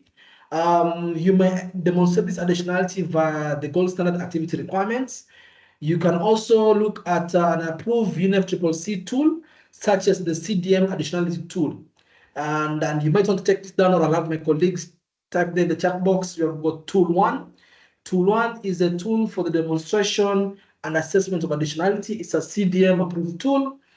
We also have another tool, is called tool 2, which is a combined tool to identify the baseline scenario and demonstrate additionality. And then remember that sometimes a project can be micro scale, a project can be small scale. So the CDM provides 2 different tools to even guide you. So if you're doing a micro scale project, you can use tool 19. If you're using a small scale project, you can use tool 21. If you want to demonstrate that your project is the first of its kind, never has it ever been done before, then you can use tool 23, which is additionality of first of its kind project activity. And we also have the common practice as a test. You can see there, step number 4. So for that one in particular, you can use, let me see, that's tool 24. If you want to do investment analysis there, you can see step number 2. You can use tool 27. Okay, there are quite a number of tools. We'll be able to post this list of tools for you to use or to review, even as you design your project. Now, I don't want an answer now. Okay, I don't want an answer now, but I want you to take this as a homework for the weekend. What issues do you see in a project developer conducting their own baseline and project monitoring? Current developers want to do a safe drinking water project, so they want to do their own baseline and project monitoring. What do you see as an issue? Okay, don't answer now. Think over it, and then put your answer in the chat box once you have an answer from today's session. I want to start moving towards concluding our conversation on parameters and emissions reduction quantification. Now, remember, by the time you're doing your PDD, you must have fully conceptually understood the carbon methodology. Okay, so once you have done that, you need to look back at your feasibility study and look at where you assessed what is required for the baseline parameters. Remember, those baseline parameters, depending on which methodology, will always be fixed at the validation stage. And for those parameters, what we call the parameters are going to be monitored in the project's phase will always be specified within the methodology. The methodology tells you what do you monitor during the validation and what do you monitor during the project implementation phase. Okay, so you then, as a developer, you develop your methodological equation in the PDD and explain the choice of data. Again, the methodology will be guiding you. You need to explain what data is collected, what data is planned to be collected, and how credible or conservative is such data. Within the methodology, it will give you the baseline and project parameters, And some of these parameters are concerned with the quality control and the quality control processes. But at the end of the day, the question that you need to answer, and we did this last week, is how many carbon credits is your project able to quantify? Emissions reduction. Emissions reduction is a baseline emission, subtract your project emission, subtract the summation of the leakage emission. And every methodology, depending on the kind of mitigation activity, will stipulate how to calculate your baseline, project, and leakage emission. I will not reiterate on the SDGs. As we said earlier, you must make sure that your project is able to cover at least 3 SDGs. That is 2 more than SDG 13 on climate action. And the goals can provide what we call an SDG impact tool for you to utilize and demonstrate and prove that indeed your project is meeting some of those SDG claims as you want us to believe. Last but not least, of course, the gold standard is very keen that you say how have you provided or covered the safeguarding principles. In fact, and don't be shocked, and for those of you who have looked at the PDD table by now, you will see in Annex 1 that in Annex 1 you are required to demonstrate how your project has safeguarded all those 9 principles down there, from human rights, gender equality and women's empowerment, community health and safety, all the way down to water and environmental ecology and land use. Even if your project is just dealing with cookstove, or even if your project is just dealing with renewable energy, tell us how have you safeguarded against corruption, for example, principle number 5, just to show you how keen the gold standard is when it comes to matters of safeguarding projects, safeguarding communities, and making sure that climate mitigation activities goes beyond combating global warming, but it also talks or speaks to the other aspects of human development. Yes, this is an extra within the PDD template that you must make sure you're able to demonstrate how your project is meeting these 9 principles. I want to bring that to an end and simply say, if you follow those principles and guidelines, suffice to say, you'll have what we call a very good project design document or PDD that will definitely be able to achieve design certification. And of course, wherever there are issues or changes to be made, your VVB may ask you to undertake what we call corrective action request or clarification request, and you'll be given time to make the necessary changes. Please feel free to put any question you have within the chat box or Q&A section. A colleague of mine will be able to respond. And at that point in time, my time for the presentation comes to an end. I want to invite Violet back here to take us through the 5th and last module to cover for the last couple of minutes. Most likely we'll go slightly beyond 11 a.m. Please forgive us for that, but I hope the extension will be worthwhile. That said, welcome back, Violet, and thank you all for your attention thus far. Okay, thank you, Charles, for that very wonderful conversation. I'll just share my screen for the last module, where we'll be trying to see the financial modeling and how we'll be able to do this for a carbon project. Just trying to make sure that we have it on. Yes, so here we're trying to look at financial modeling, and I hope you can all see my screen. Okay. Sorry, there's a bit of a lag. And the learning outcomes for this particular module will be trying to understand the various costs involved in generating credits. And this one will be very high level, looking at what costs that we need to focus on when developing a project. Then we'll also consider to assess the financial viability of a gold standard project or a carbon project for this matter. We'll also try to give you pointers on how to build a cash flow model. And there's a very good example which you could see on the slides when we share them. And we'll also explore different methods of selling credits. Hopefully in the next session, when we tackle renewable project, this will be made more clear. And to help us understand all this, we will be following again the journey of Karura developers who identified their project so that it was feasible, and now would want to look at the financials to understand whether the activity is commercially viable. So I don't think I'll take more than 10 minutes, so it'll just give me an extra 5 minutes after 11. So just diving into it. Feasibility.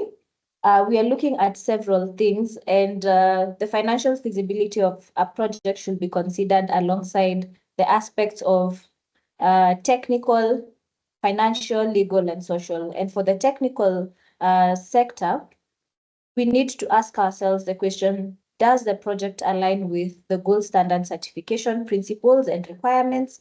And what are the expected credits that we generate from the project? And all these are determined using the methodologies that we have, and also the standard documents such as the principles and requirements, the activity requirements that we have seen previously.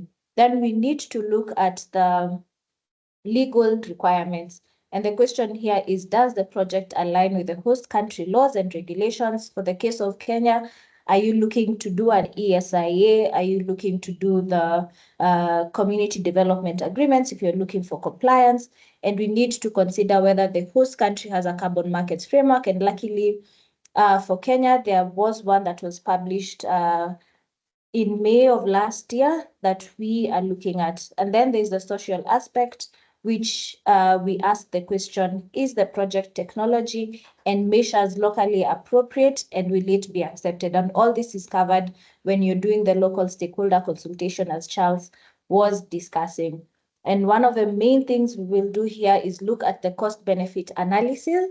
And here the project proponents must weigh the cost of developing the project and the cost of issuing developing the project and issuing credits against the potential revenue for the sale of the credits. So here the main cost that we look at is the cost of implementation, which we call the CAPEX, the cost of certification, and also the cost of operations. And this will help the project developer, for case Karura developers, make a decision whether to invest or not, if it makes commercial sense. And this is now what we call a cost-benefit analysis. And I'll just give a brief definition of which I'm sure most of our participants are aware. So a cost-benefit analysis compares the potential costs and the potential benefits, and that is the revenue of a scenario to determine whether it is worth pursuing. You can also say it is a systematic process of evaluating the desirability of a decision by weighing its potential benefits and costs.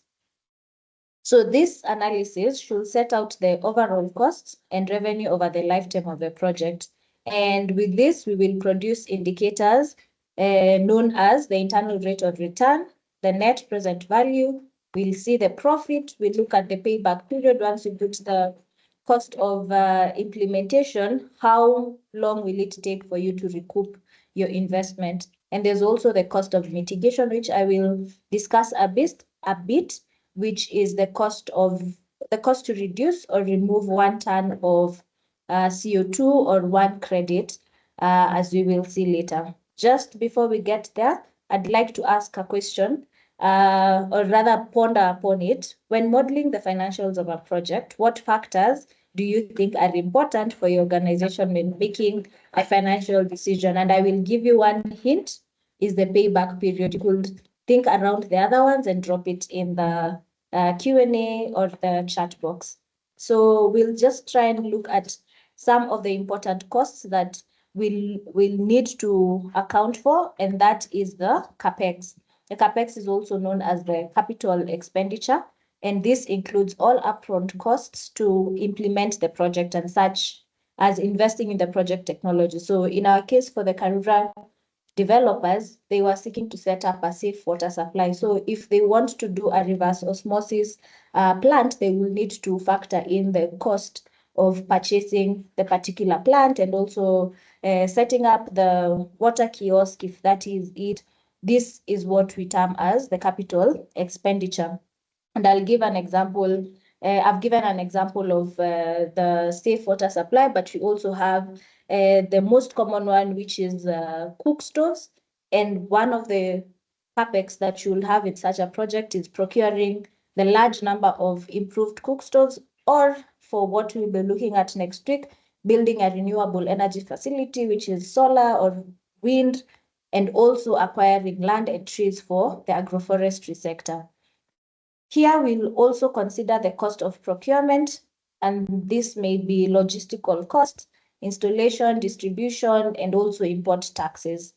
And I'm sure you know other costs may include paying a share of the proceeds to the host country government or payment as part of a revenue sharing scheme. So even for Kenya, there are fees that are attached to a carbon project that would go into the capital expenditure.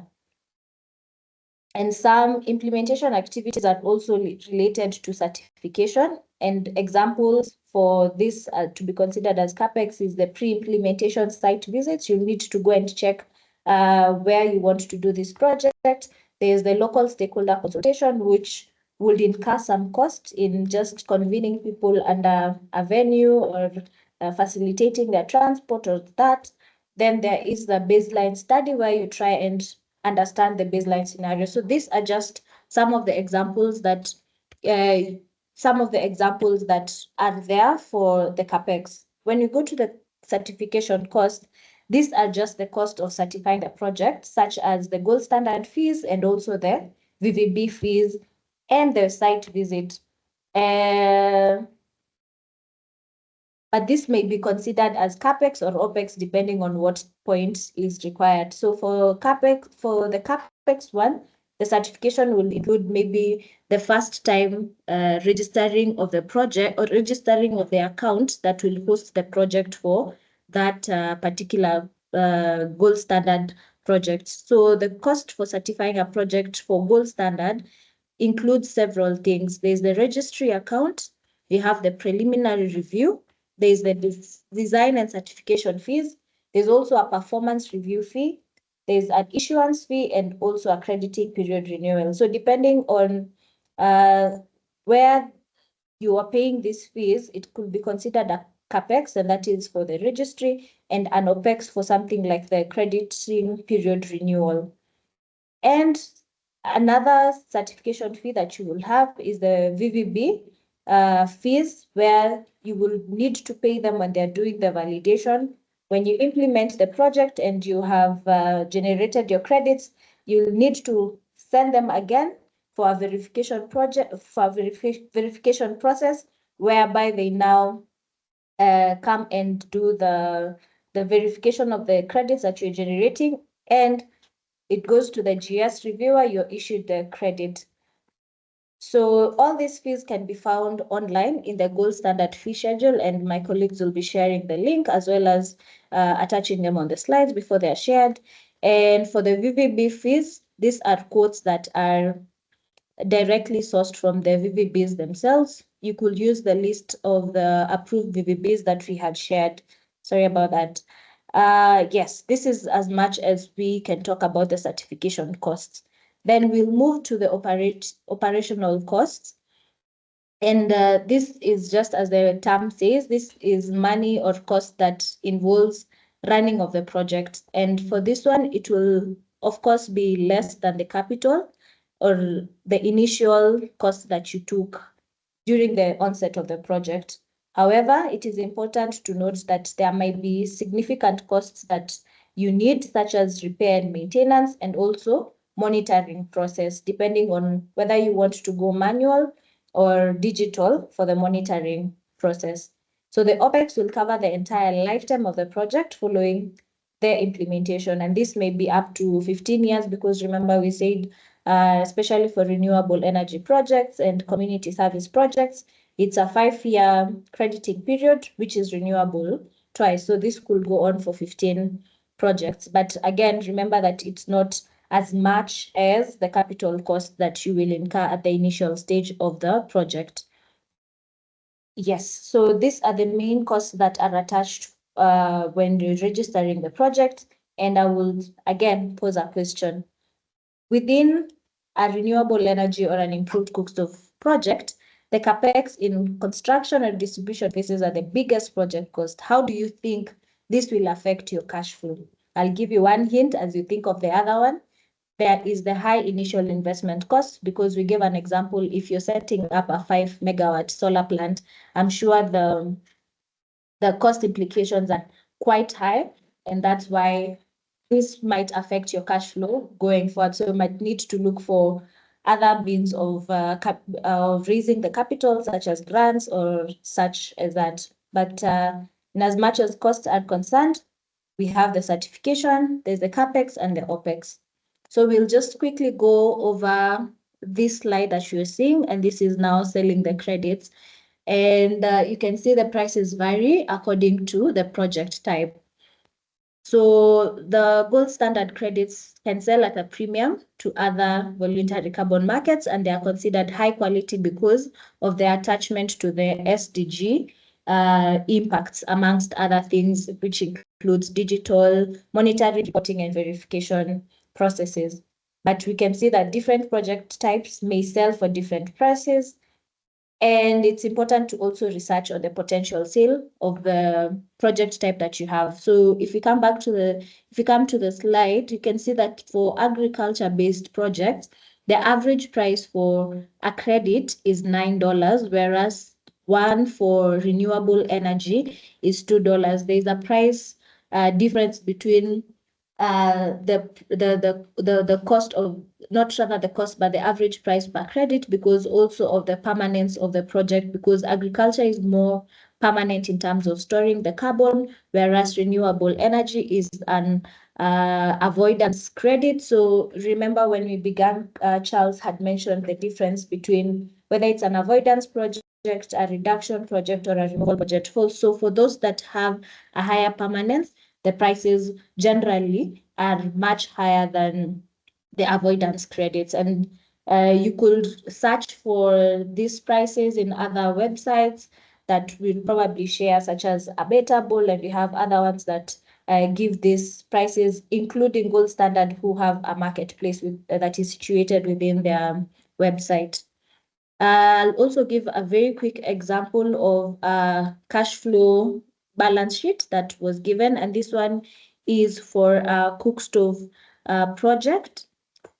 And this was derived from the Carbon Market Guidebook for the Kenyan enterprises, whereby they try and see the cash inflows from a carbon activity. And for this one, you can see that in year one, across the number of years, they are trying to sell 10,000 units of credits, and the credits per unit is given as 2 units.